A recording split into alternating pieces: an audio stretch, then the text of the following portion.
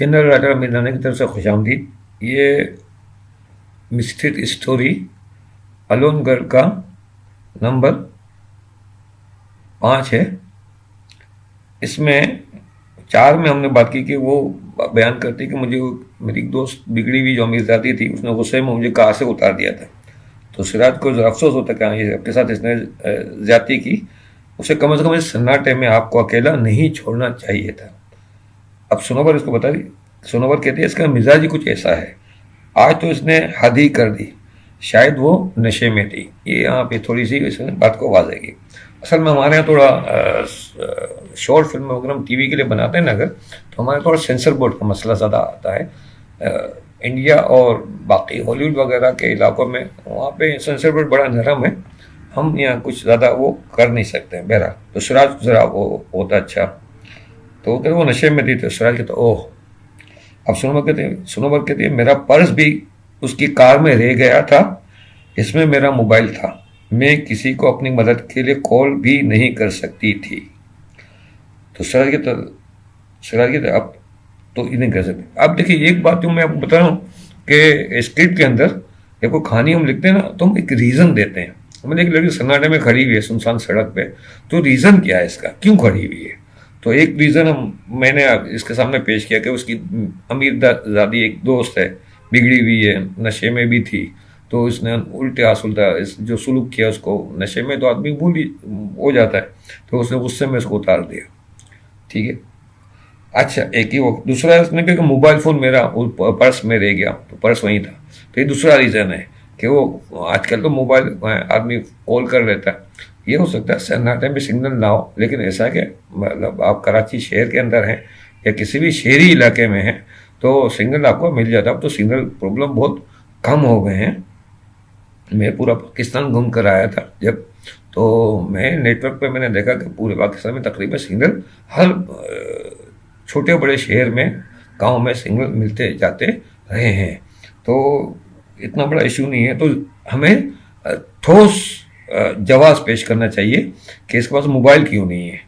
یہ عام سے نا موبائل تو آج کل تو سب کے پاس ہوتا ہے، تو یہ جواز ہے یہ، یعنی کہ ریزن ہونا چاہیے کہ ہم جسٹیفائی کرتے ہیں. تو ریزنس ہمیں دینے ہوتے ہیں تاکہ بات کلیئر ہو جائے. اور ایک بات جو ہم نے اس میں کہی تھی کہ وہ تھوڑی سی آگے اس میں واضح ہوگی. تو کہتے ہیں آپ تو کافی مشکل میں آ گئی تھی، سنوبر کا خوف اور گھبراہٹ کافی حد تک کم ہو جاتے ہیں. تو سنوبر کہتے ہیں جی میں چند گھنٹے سے کافی خوف زدہ سی کھڑی ہوئی تھی، اس علاقے میں خوف زدہ سی میں وہ کھڑی ہوئی تھی. سراج تو چلیے اب آپ کو اپنے بارے میں بتاتا ہوں.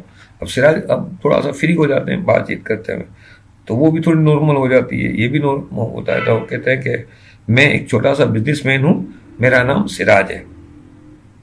اب دیکھیں یہ اپنا نام بتا رہا ہے بزنس مین ہے.